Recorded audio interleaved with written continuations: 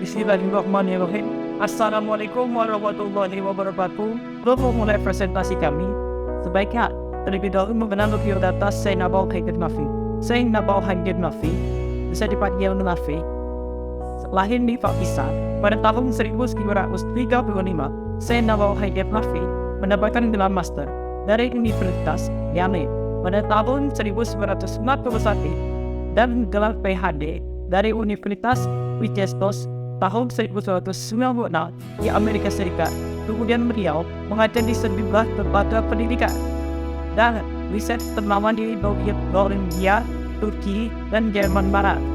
Sesudah hijrah dari Jerman Barat menuju ke Pakistan pada tahun 1975, karya Syekh Nabawi Haidar Nafi yang original sahabat pembahasan Victor Julia yang berjudul Economic and Islamic Entrepreneurship sangat tanpa barat di dunia, terbukti sebagai suatu perpisahan literatur ekonomi Islam. 1985, Syekh Nabawi Haidar Nafi terlihat secara langsung di formulasi kebijakan ekonomi di Pakistan selama lebih 20 tahun. Pemikiran dan karyanya yang telah banyak mendapati eksploitasi oleh dua tanah yang federalistik, kapitalistik harus dipandang sebagai relasi atas kenyataan sosial ekonomi yang terjadi di Pakistan pada tahun 2019. Abdul Rahman. Pengertian ekonomi Islam kontemporer sedang ditandai dengan lainnya suatu kesadaran harus ada keberadaan tradisi di satu sisi lain, harus ada keberadaan moralitas di sisi lain, serta bagaimana sebagai pembaca keduanya maka tradisi dan moralitas merupakan prinsip pokok dalam pemikiran ekonomi Islam kontemporer. Dan ekonomi Islam kontemporer menurut Syekh Nabawi Haidar Nafi, perbedaan dalam hal ini interpretasi dan ciri-ciri atau karakteristik dari sistem ekonomi Islam di masa sekarang ataupun di masa kontemporer. Banyak tokoh-tokoh pembicara ekonomi Islam yang berbicara tokoh pembicara ekonomi Islam pada masa kontemporer seperti hanya tokoh Islam yakni Syekh Nabawi Haidar Nafi hidup pada abad 90-an. Pada saat ini, mencoba menganalisis pemikiran ekonomi Islam dari pemikiran Syekh Nabawi Haidar Nafi tersebut. Definisi ekonomi Islam tidak lepas dari penghapusan riba. Penghapusan riba dikarenakan hukum riba itu sendiri yakni haram. Karena pemilikan banyak keuntungan dan manfaatnya. Lebih jauh, Nafi berpendapat bahwa penghapusan riba tidak hanya mengenai penghapusan bunga, akan tetapi penghapusan eksploitasi. Selanjutnya akan menjelaskan lebih detail lagi secara terperinci oleh Fahrul Razi. Saya Fahrul Razi, kami akan menjelaskan yang bagian dari tujuan ekonomi Islam kontemporer menurut tokoh Syekh Nabawi Haidar Nafi. Adapun tujuan-tujuan ekonomi Islam menurut Syekh Nabawi Haidar Nafi adalah yang pertama, kebebasan individu. Manusia dapat memilih pilihan di antara berbagai alternatif. Pilihan yang mana pilihan tersebut harus mempunyai hubungan dengan usaha untuk menjaga keseimbangan antara klaim antar umat. Yang kedua, elemen atau keadilan distributif. Keadilan distributif itu merupakan sebuah elemen di mana ekonomi Islam yang kejelasannya melebihi elemen-elemen lain. Prinsip ini, keadilan distributif ini merupakan gambaran dari hubungan antara ilmu ekonomi. Ketiga, pendidikan universal.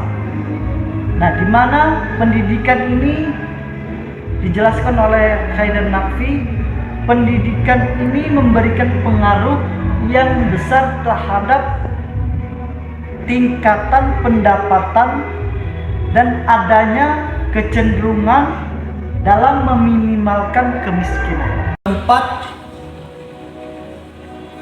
Pertumbuhan ekonomi. Pertumbuhan ekonomi Islam tidak hanya mencakup kesejahteraan material, tetapi juga kesejahteraan atau kebahagiaan spiritual. Yang kelima yaitu menciptakan peluang kerja maksimum. Karena tujuan ekonomi Islam ataupun tujuan ekonomi yaitu menciptakan peluang kerja yang maksimum. Karena apa? Karena di setiap suatu negara terjadinya adanya yang namanya pengangguran. Nah, pengangguran ini adalah masalah yang terjadi di berbagai negara. Negara dapat mengatasi pengangguran jika keekonomiannya atau ekonomi yang terjadi di suatu negara itu mengalami peningkatan. Karena apa? Karena ketika peningkatan pertumbuhan ekonomi, maka lapangan pekerjaan yang tersedia juga akan mengalami peningkatan. Ciri-ciri ekonomi Islam menurut Syekh Nawaf Haidar Naqvi ada 4. Yang pertama, hubungan harta. Nah, menurut Haidar Naqvi, hubungan harta yang paling mendasar antara ekonomi kapitalisme atau ekonomi sosialisme sampai dengan ekonomi Islam yaitu kepemilikan harta. Contoh, kalau ekonomi kapitalisme letak kepemilikan harta itu bersifat tidak terbatas atau mutlak. Sedangkan letak kepemilikan harta dalam ekonomi sosialisme itu letak kepemilikan harta seutuhnya adalah milik negara. Dan kalau menurut Naqvi, letak kepemilikan harta ekonomi Islam itu bersifat absolut, atau sesuatu kepemilikan itu berada di tangan Allah Subhanahu wa taala.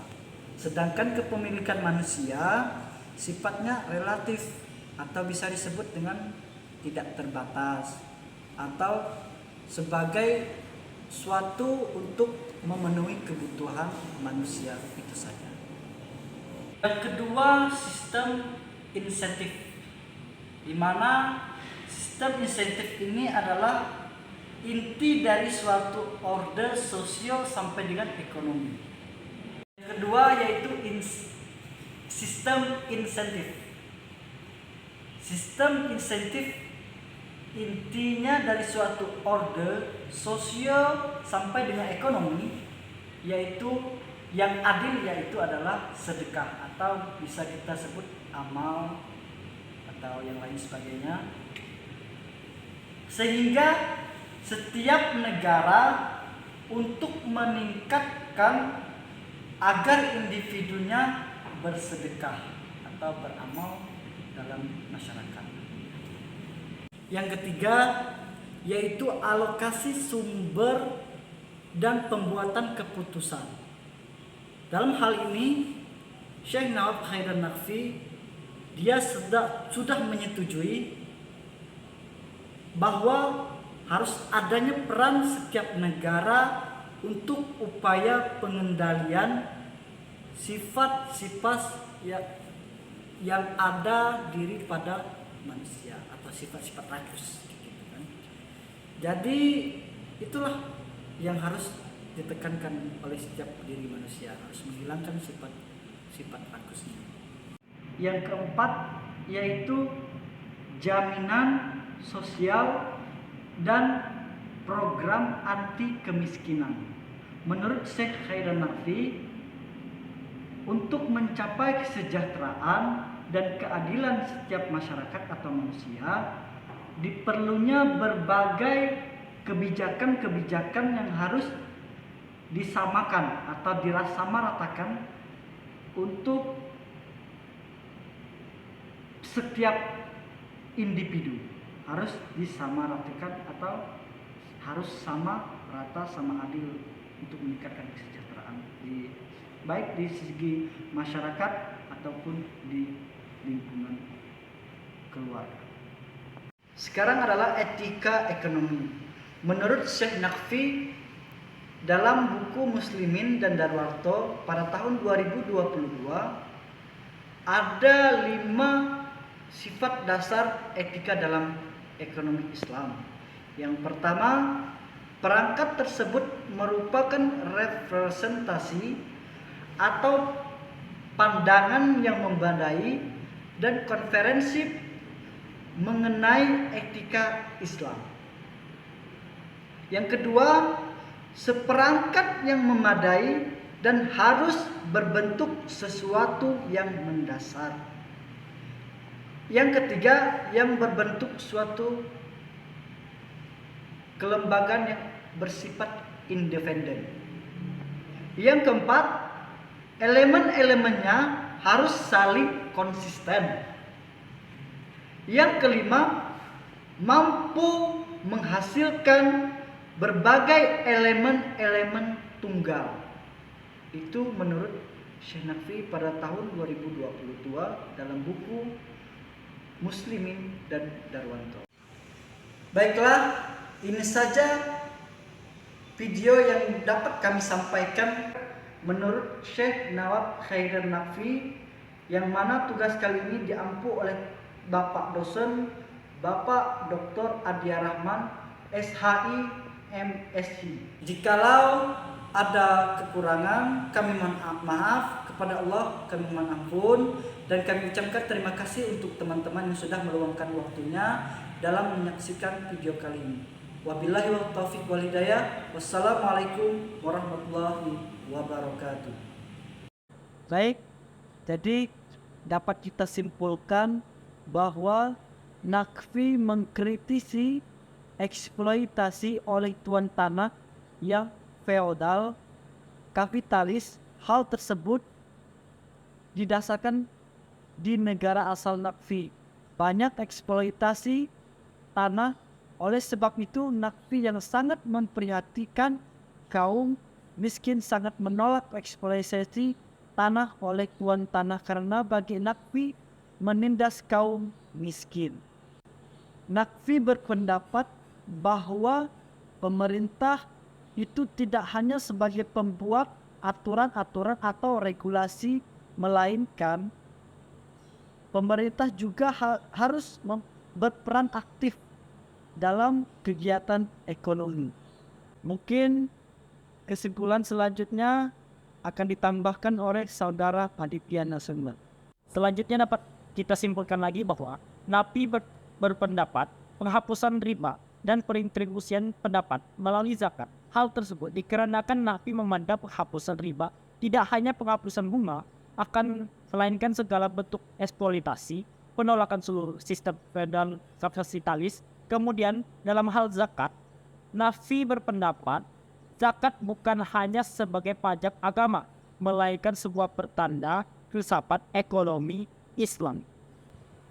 Sekian dari kami, terima kasih sudah menyaksikan. Wassalamualaikum warahmatullahi wabarakatuh.